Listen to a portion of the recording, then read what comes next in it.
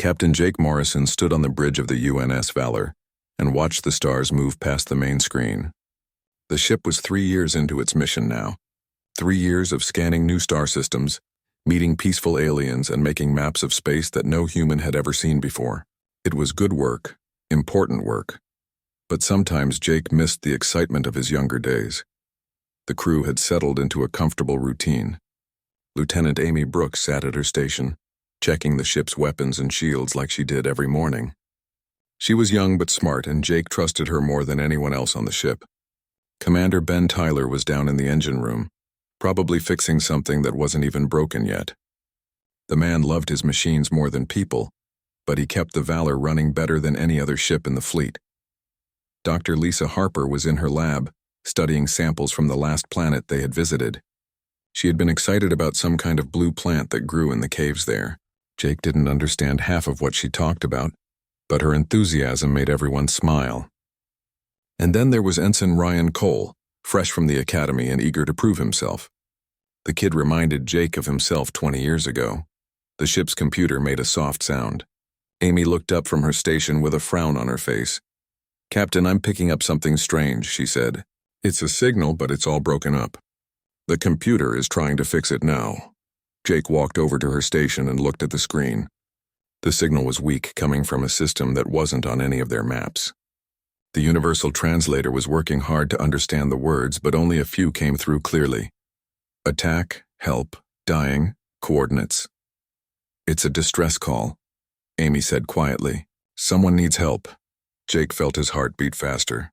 A distress call meant danger, and danger meant they might be flying into a fight. But they had rules.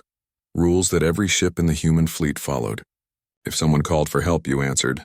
It didn't matter if they were human or alien, friend or stranger. You answered. "Send a message to Admiral Davis on Earth," Jake said.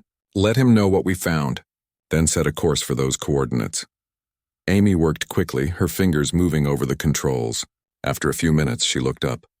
"Message sent, Captain. It will take about 6 hours to get a reply. The coordinates are 3 light years away. We can be there in 12 hours. Jake thought about it. 12 hours to reach whoever was in trouble. 6 hours just to hear back from Earth. By the time reinforcements could arrive, it would be weeks. If they waited, whoever sent that signal would probably be dead. Call the senior staff to the meeting room," Jake said. "We need to talk about this." 10 minutes later, they were all sitting around the table. Ben Tyler looked tired, with grease on his hands from working on the engines.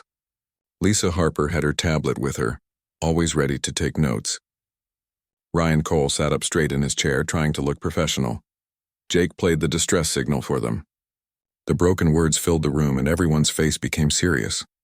When it ended, no one spoke for a moment. "That's bad," Ben said finally. "Real bad. Whoever they are, they're in trouble." "The signal is coming from unexplored space," Amy added. She pulled up a star map on the screen. "We don't know what's out there. It could be pirates or something worse." "We have to help them," Lisa said, her voice strong. "That's why we're out here, isn't it? To explore, to meet new people, to help when we can." Ryan nodded quickly. "I agree with Dr. Harper. We should go." Jake looked at each of them. "If we go alone. There are no other human ships within weeks of that position. If we get into a fight, we won't have backup. We could lose the ship. We could lose our lives." Ben leaned back in his chair. "The Valor is tough. I've made sure of that. Our shields are strong. Our weapons work perfectly, and our engines can get us out of trouble fast if we need to run. I say we can handle it." Amy was quiet, thinking. Jake waited. She was his tactical officer, and he wanted to hear what she had to say.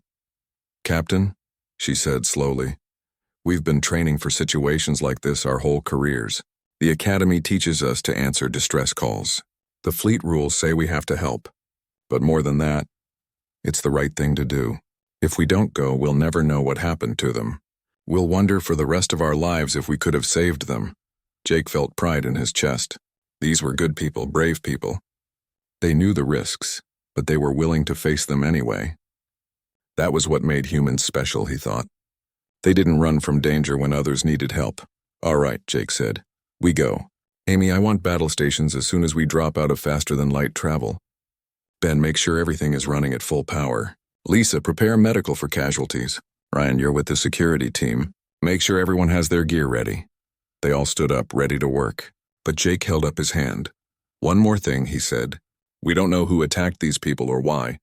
We don't know if they're still there. When we arrive, we do everything by the book. We scan first, we think second, and we shoot only if we have to. Understood?" Everyone nodded. They left the room, each person heading to their station to prepare.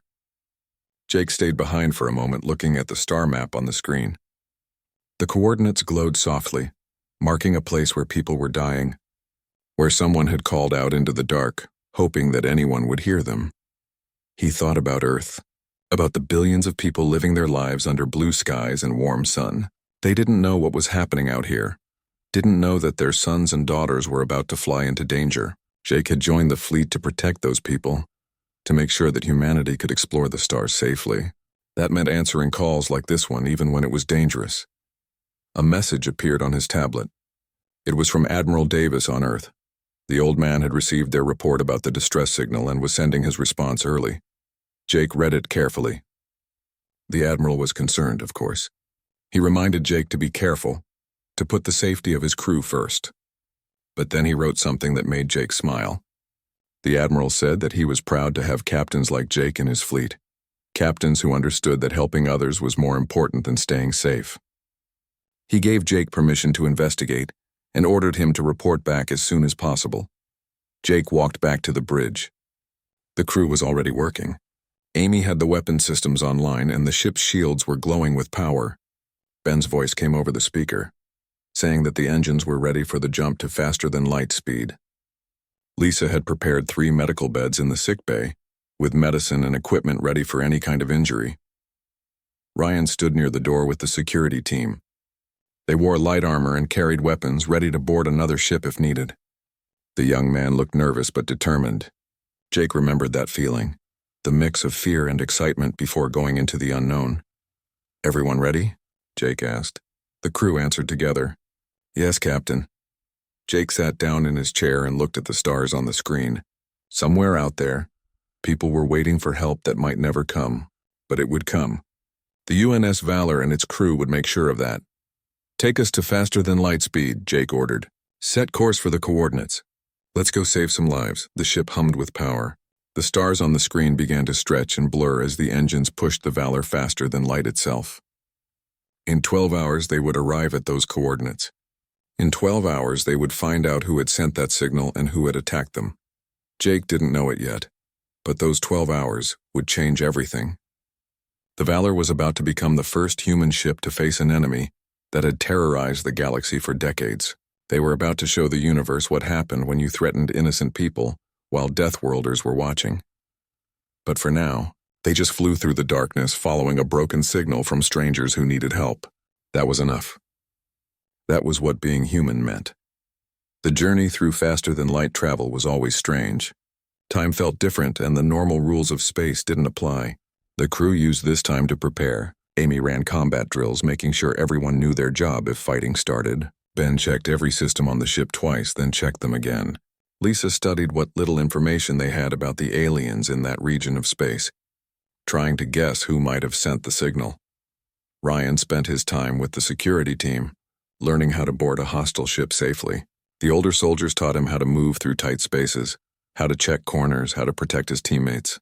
He was scared, but he didn't let it stop him from learning everything he could. Jake stayed on the bridge, watching the timer count down. 11 hours, 10 hours, 9 hours. With each passing hour, they got closer to the unknown. He thought about all the possible situations they might find. Maybe they would arrive too late, finding only wreckage and bodies. Maybe the attackers would still be there waiting. Maybe it was a trap designed to lure in rescue ships. But Jake pushed those thoughts away. Worrying didn't help anyone. He needed to stay calm and focused, ready for whatever they found. That was his job as captain. When the timer reached 1 hour, Jake called everyone back to their stations. The ship's computer began the process of slowing down from faster-than-light speed. The stars on the screen stopped stretching and became normal again. The debris field stretched for thousands of miles in every direction. Pieces of ships floated through space, spinning slowly in the darkness. Some were as small as a hand, others as large as a house. The metal was twisted and burned, torn apart by weapons that had shown no mercy. Jake Morrison felt sick looking at it. These were T-military ships. The scans showed that they were merchant vessels, cargo haulers designed to carry goods between planets. They had thin hulls and weak engines because they were never meant to fight. Someone had attacked them knowing they couldn't defend themselves. Captain, I am reading one ship with life support still active, Amy said. Her fingers moved quickly over her controls. It badly damaged, but there are survivors aboard. I'm also picking up bodies in some of the wreckage. A lot of bodies. Jake forced himself to focus. He could feel angry about this later. Right now, people needed help. Scan the area for any other ships, he ordered. I want to know if whoever did this is still here. Ben, move us closer to that surviving ship, but keep the engines ready in case we need to leave fast. The Valor moved carefully through the debris field. Everyone on the bridge wastelands watching their screens for any sign of danger. But the scans showed nothing except wreckage and silence. The area is clear, Amy reported.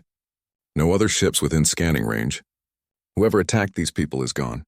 Jake stood up. Good. Ryan, get your team ready.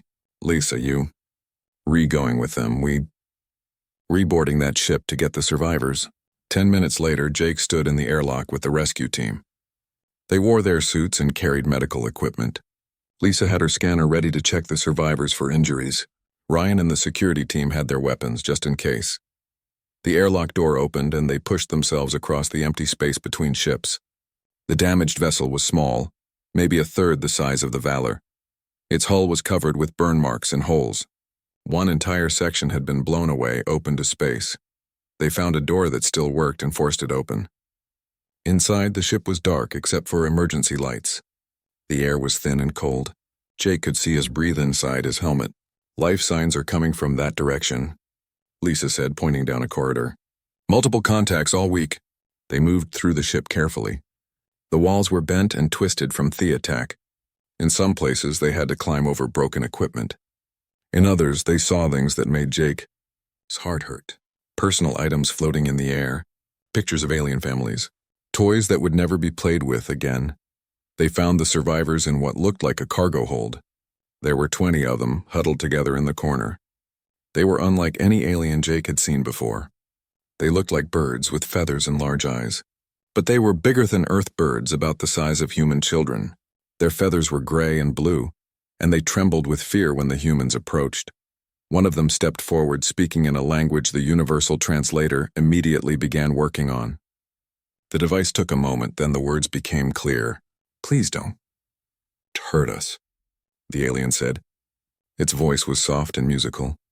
We have nothing left to take. Please just let us die in peace. Jake removed his helmet slowly so they could see his face. He kept his movements gentle and calm.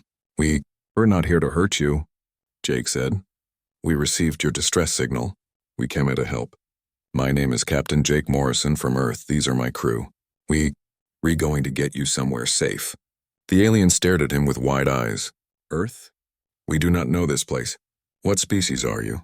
We're humans, Jake said. We're explorers. We help people who are in trouble. The alien made a sound that the translator couldn't interpret. It might have been a laugh or a sob. You came. Someone actually came. We sent the signal, but we never thought anyone would answer. The others all ignored our calls for help. Lisa stepped forward with her medical scanner. I need to check everyone for injuries. Can you tell me your name? I am Keeper of Songs, the alien said. My species are called the Kalari. We are merchants, traders. We travel between worlds selling goods and buying cargo. We have done this for thousands of years, peacefully. As Lisa began checking the survivors, Jake asked the question he needed answered. Who attacked you? Keeper of Songs trembled. The Vrix, they are hunters, predators. They came without warning, destroyed our ships with their weapons.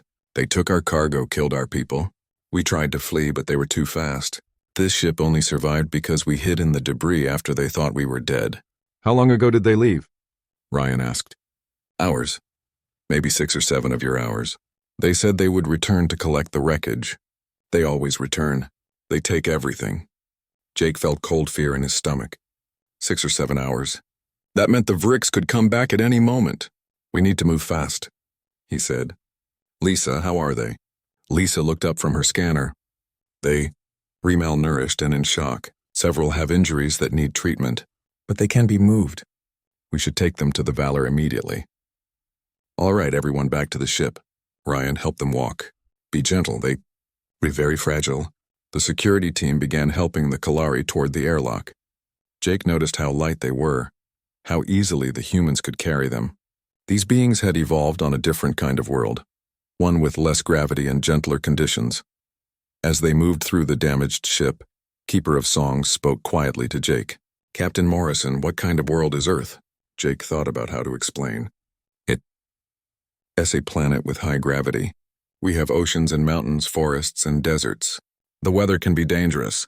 We have storms that can destroy buildings. We have animals that hunt and kill. It taught us to be strong.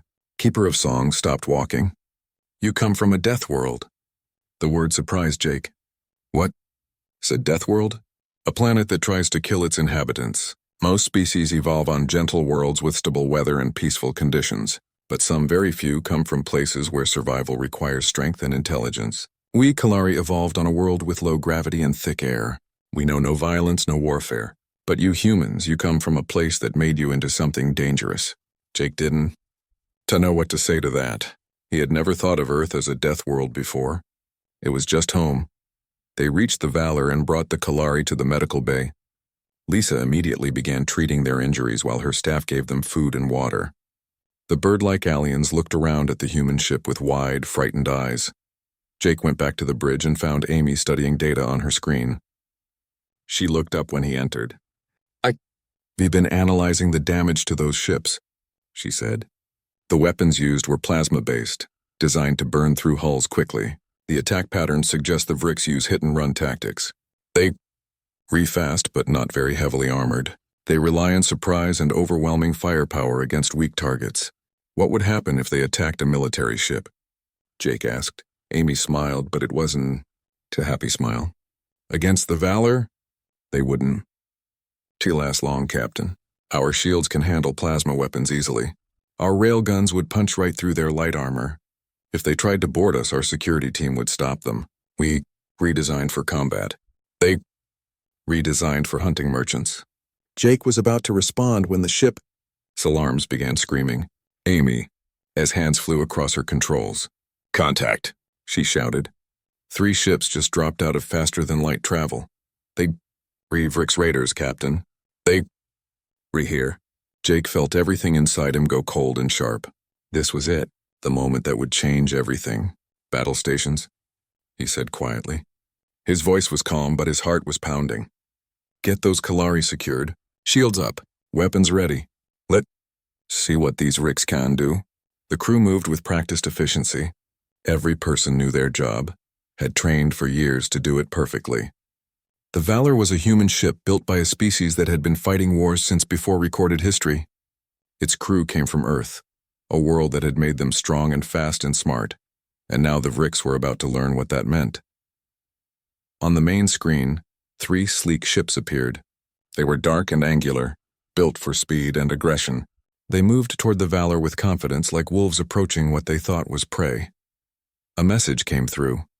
The universal translator worked on it, and a harsh voice filled the bridge. Unknown vessel, you are in Vrix hunting territory. Surrender your ship and your cargo. Resist and you will be destroyed. You have 1 minute to comply. Jake looked at his crew. Amy had her hands ready on the weapons controls. Ben had pushed the engines to full power. Through the medical bay cameras, he could see Lisa helping the Kalari into secure beds. Ryan stood with the security team waiting for orders. They were ready. They had always been ready.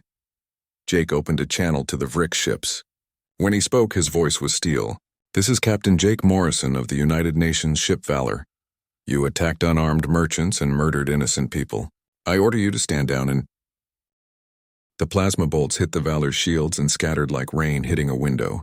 The energy dissipated harmlessly into space, barely making the shield indicators flicker. Jake watched the display and felt a grim satisfaction. The Vrix had no idea what they were facing. Shields holding at 98%, Amy reported. Their weapons are not very powerful, Captain. We can take hits like that all day. Return fire, Jake ordered. Target their weapons and engines. I want them disabled, not destroyed. We need prisoners for questioning. Amy's fingers danced across her controls. The Valor's railgun batteries spun up with a low hum that Jake could feel through the deck. Kinetic rounds, each one traveling at a fraction of the speed of light, launched from the ship's hull. The first Vrix ship tried to dodge, but it was too slow. The railgun rounds hit its engine section with perfect accuracy. Explosions blossomed along its hull and the ship went dark, drifting without power. The other two Vrix ships spread out, trying to attack from different angles. They fired more plasma bolts while accelerating hard, using their superior speed to circle the Valor. It was a good tactic against merchant ships.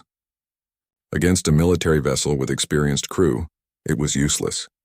Ben adjusted the Valor's position, spinning the ship to keep the strongest shields facing the enemy. Amy tracked both targets simultaneously, her tactical computer calculating firing solutions faster than any organic brain could. She launched 2 missiles, one at each ship. The missiles streaked through space, their engines burning bright.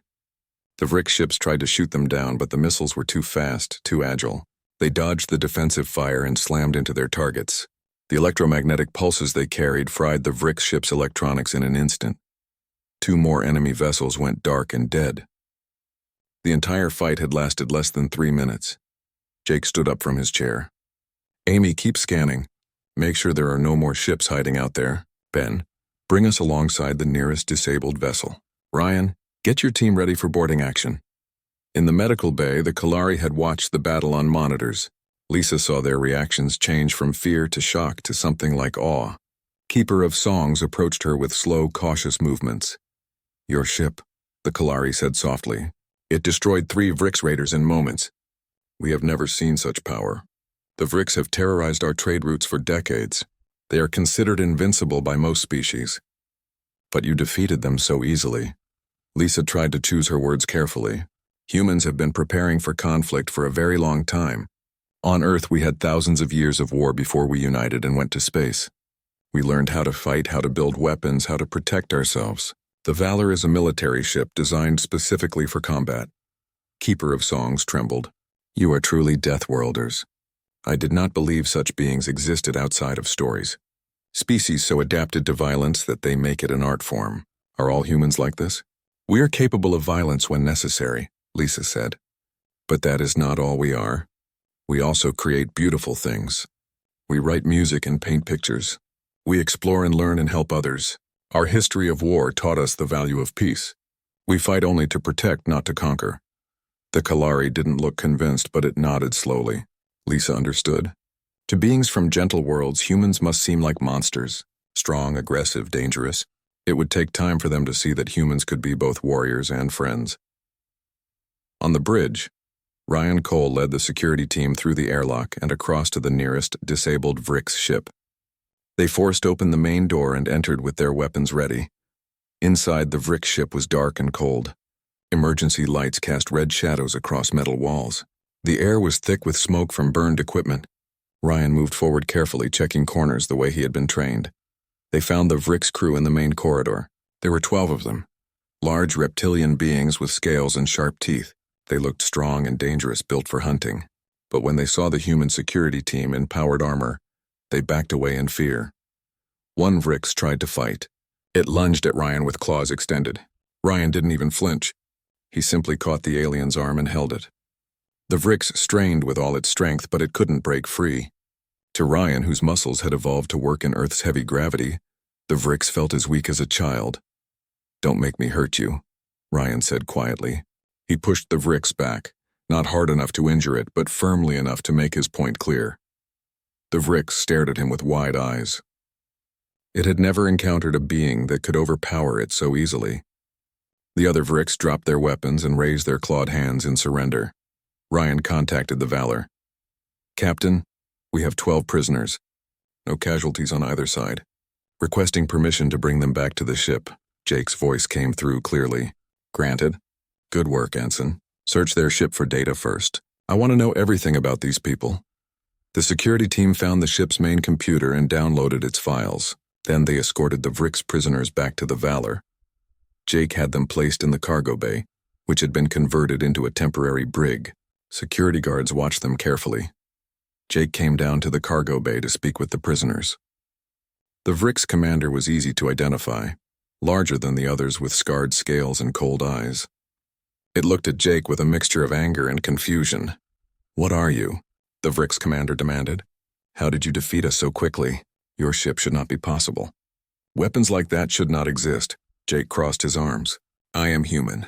My species comes from a planet called Earth, and these weapons are completely normal for us. We have been building them for thousands of years. The Vrix commander made a hissing sound. Impossible. No species develops military technology unless they face constant threats. You would have destroyed yourselves. We almost did, Jake admitted, many times. But we learned to control our violent nature. We chose cooperation over destruction. That does not mean we forgot how to fight. It just means we fight for better reasons now. The Vrix was quiet for a moment. You are Deathworlders. We have heard legends, but we thought they were myths. Beings from planets so harsh that they become apex predators unmatched in warfare. If this is true, if your entire species is like you, then we have made a terrible mistake. Yes, you have, Jake said coldly. You attacked peaceful merchants who could not defend themselves. You murdered innocent people for profit. That ends now. You will tell me everything about the Vrix Dominion. How many ships you have, where your bases are, who gives your orders. If you cooperate, you will be treated fairly. If you refuse, I will find another way to get the information. The Vrix commander looked at the human guards standing nearby. They were relaxed, confident, completely unafraid. It looked at Jake Morrison and saw cold determination in his eyes. This was not a being that made empty threats. I will tell you what you want to know, the Vrix commander said quietly. But know this, human. You have started something that cannot be stopped. When the Dominion learns what happened here, they will send their full fleet to destroy you. We number in the thousands of ships. You are one vessel, alone in space. You cannot win. Jake smiled, but there was no humor in it. You think we are alone? The Valor is just one ship in the human fleet. Behind us stand thousands more, each one as powerful or more powerful than this vessel. Behind those ships stands Earth, a world of 10 billion people who have survived ice ages, plagues, and world wars. Behind Earth stands a history of conflict that goes back to the dawn of our species. Jake leaned closer to the Vrix. You hunt merchants because they cannot fight back. You prey on the weak because you have never faced the strong. But now you have awakened something dangerous. You have given humans a reason to fight. And when we fight, we do not stop until we win. The Vrix commander said nothing. It simply stared at Jake, and for the first time in its life, it felt real fear. Over the next few hours, Amy questioned the prisoners with Lisa's help. The translator worked overtime as the Vrix revealed the truth about their operations. They had been raiding the frontier regions for 50 years, targeting peaceful species who had no military forces.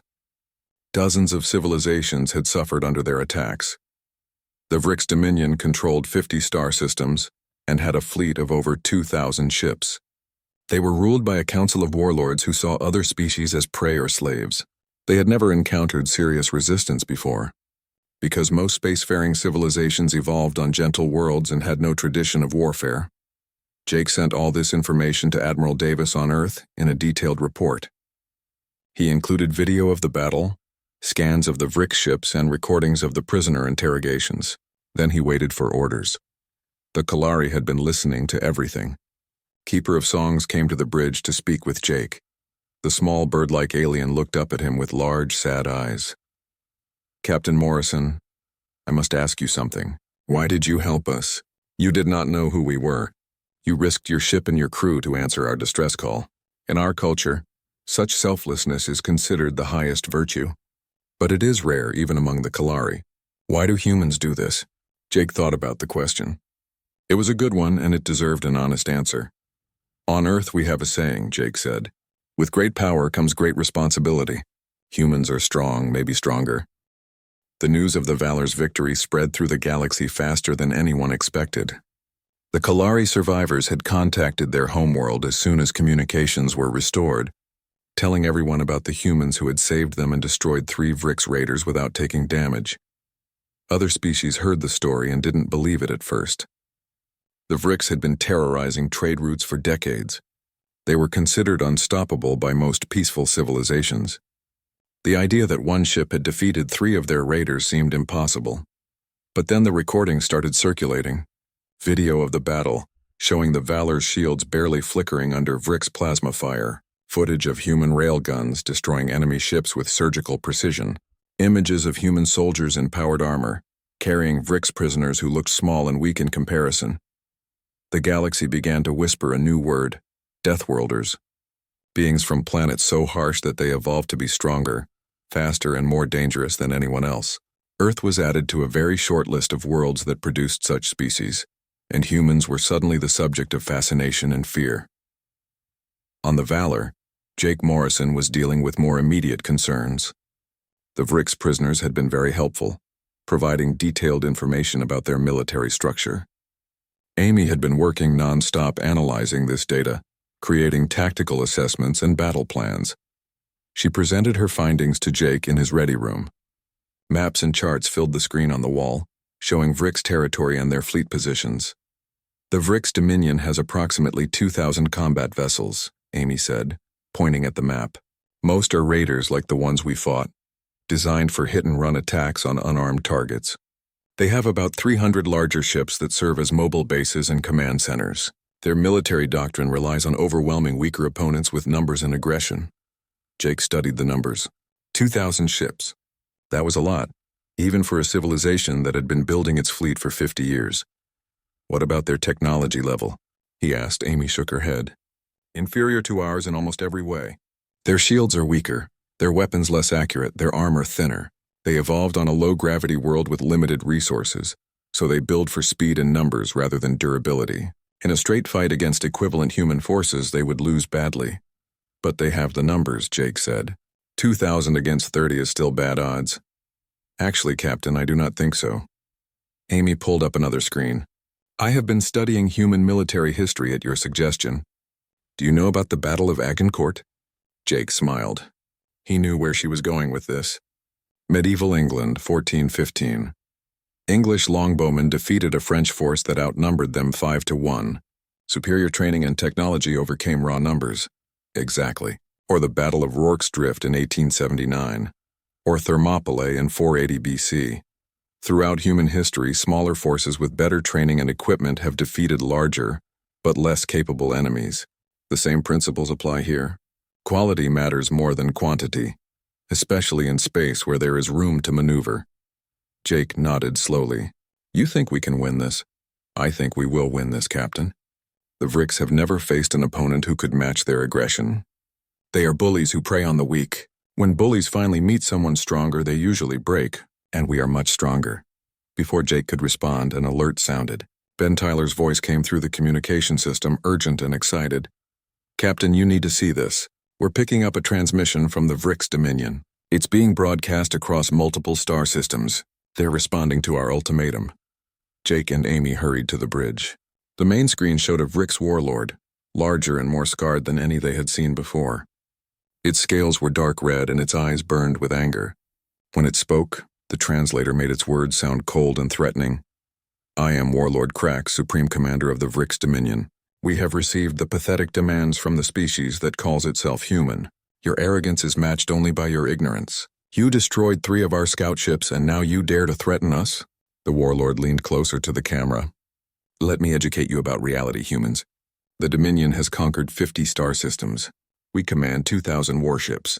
We have subjugated a dozen species and made them serve us. What do you have? 1 ship that got lucky in a minor skirmish. You are insects and we will crush you like insects.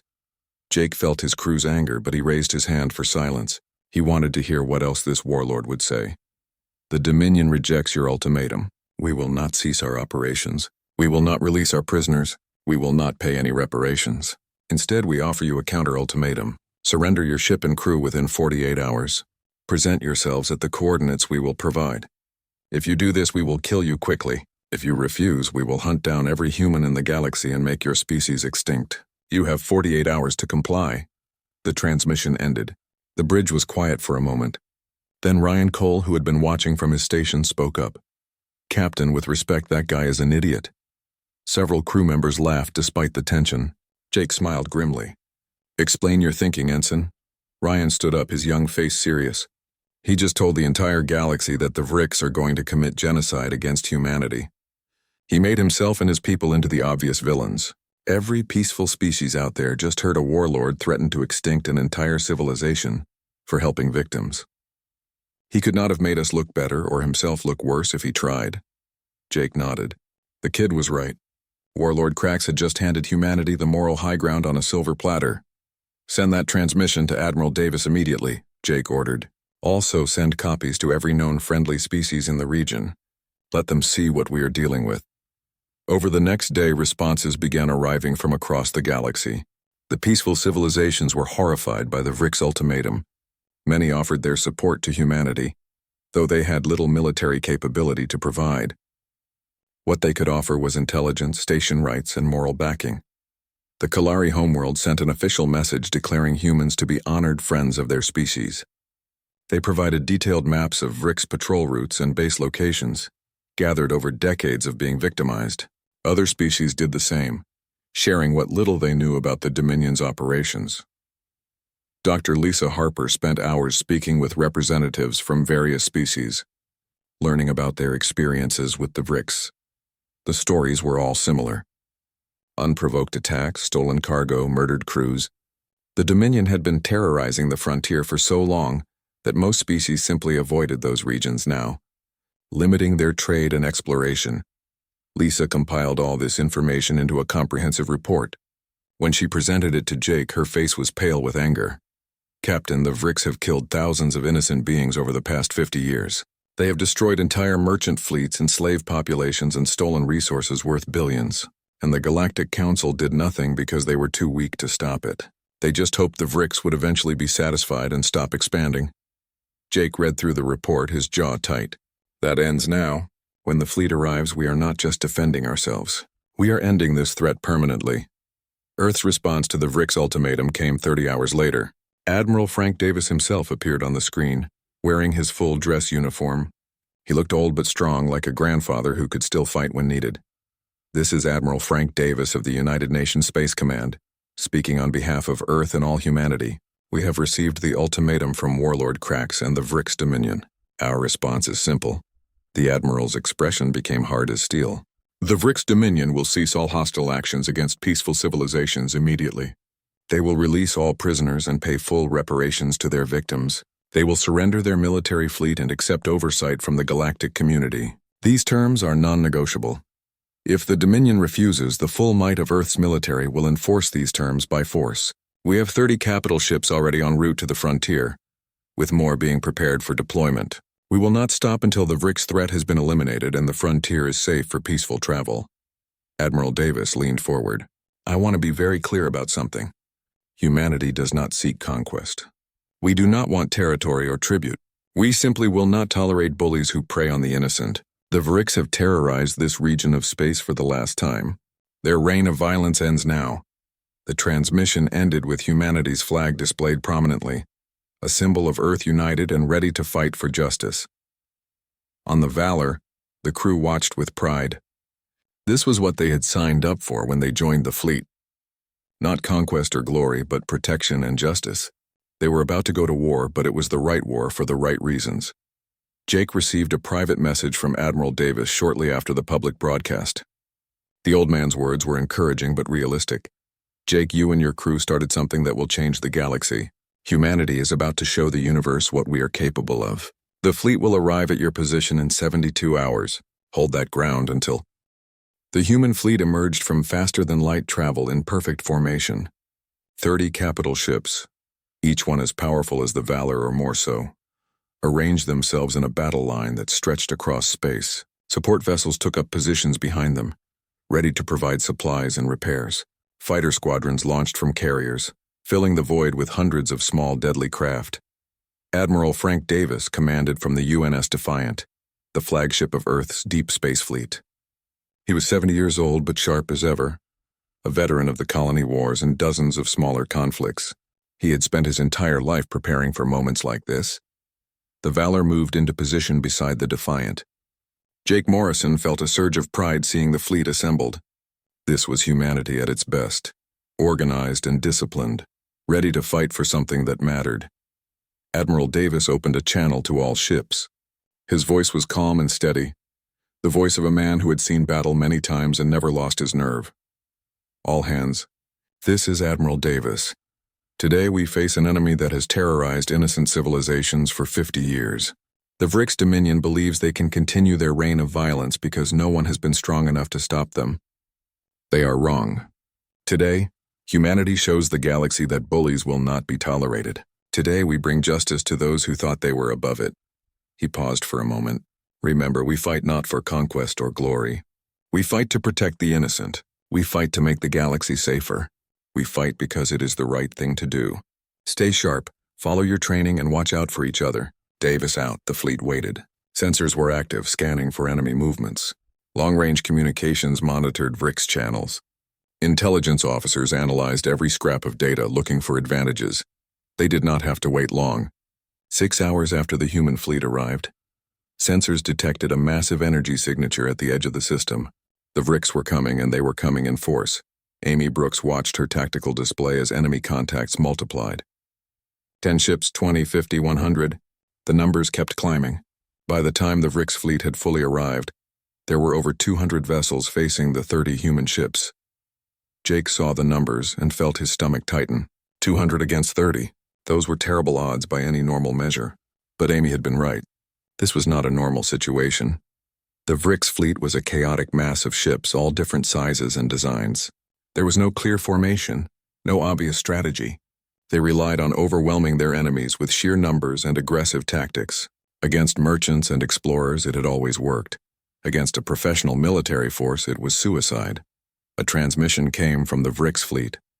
Warlord Krax himself appeared on screen, his scaled face twisted with anger and confidence. Humans, you see our fleet before you. 200 ships against your pathetic 30. You have one final chance to surrender. Give up now and we will make your deaths quick. Refuse and we will destroy every last one of you, then find your homeworld and burn it to ash. Admiral Davis responded immediately. His expression was cold and hard. Warlord Krax, I am Admiral Frank Davis of the United Nations Space Command. Your crimes against peaceful species are well documented. Your threats against humanity are noted. You have one chance to surrender your fleet and face justice. This is your only warning, Krax laughed. It was a harsh barking sound. You dare offer us terms? You are outnumbered 7-1. Your weapons are inferior. Your ships are few. We will crush you like the insects you are. All vessels, attack! Show these Deathworlders what true predators can do. The VRIX fleet surged forward in a massive wave, 200 ships accelerating toward the human line. They fired as they came, filling space with plasma bolts and missiles. It looked overwhelming, like a tidal wave of destruction that nothing could stop. Admiral Davis watched calmly.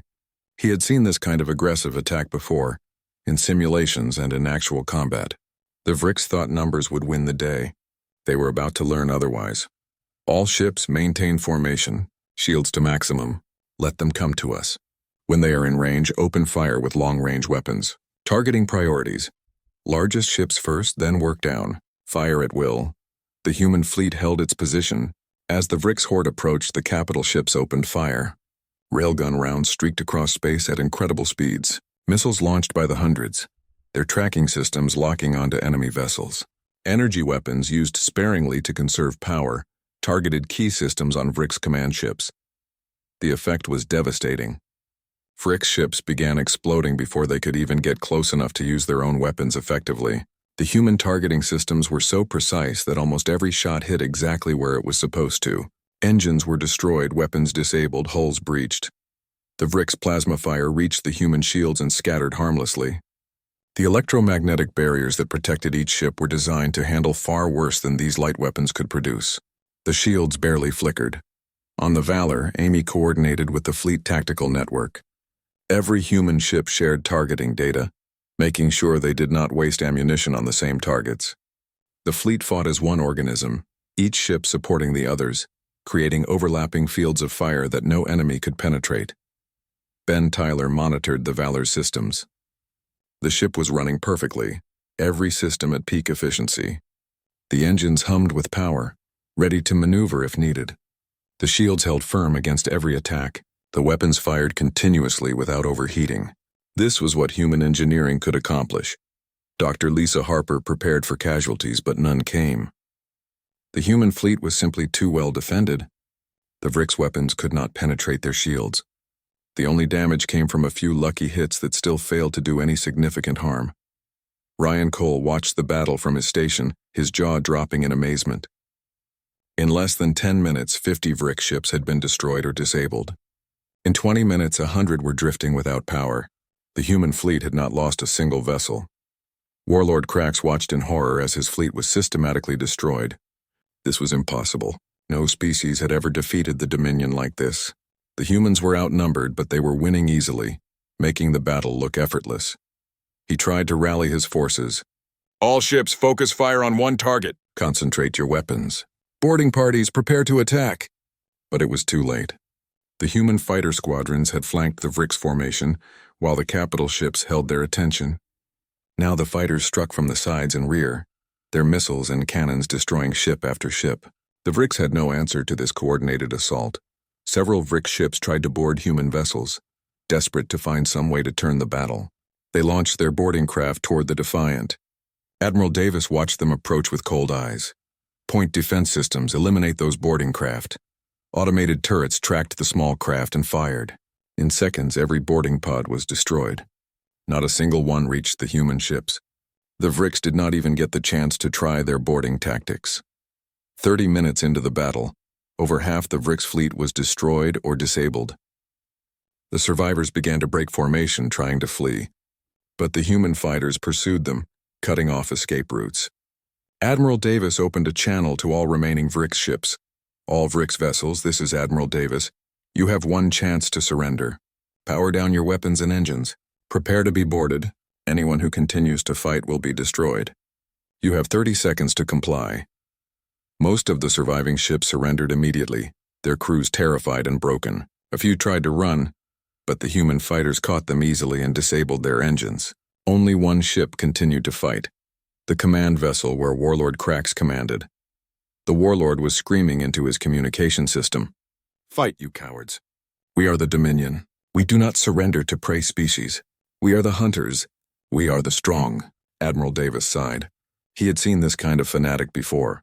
Someone so committed to their own superiority that they could not accept defeat even when it was obvious. Valor, you are authorized to disable the command ship. Make it clean.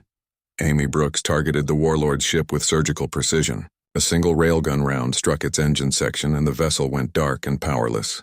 The battle was over. The human fleet had destroyed or captured over 200 enemy ships. They had not lost a single vessel. Casualties were 0. The entire battle had lasted less than an hour. Jake Morrison stood on the Valor's bridge and felt a strange mix of emotions. Pride in his species and their capabilities. Sadness that such violence had been necessary. Relief that it was over. And determination that it would never happen again. Admiral Davis broadcast a message to all ships, both human and Vrix. This battle is over. The Vrix Dominion is defeated. All prisoners will be treated according to the rules of war. They will be given medical care, food, and shelter. They will not be harmed or mistreated. But they will face justice for their crimes, he continued. To all peaceful species listening to this transmission, the frontier is now safe. Humanity has assumed responsibility for maintaining security in this region. We will patrol your trade routes. We will protect your merchants. We will ensure that predators like the Vrix never threaten you again. This is our promise.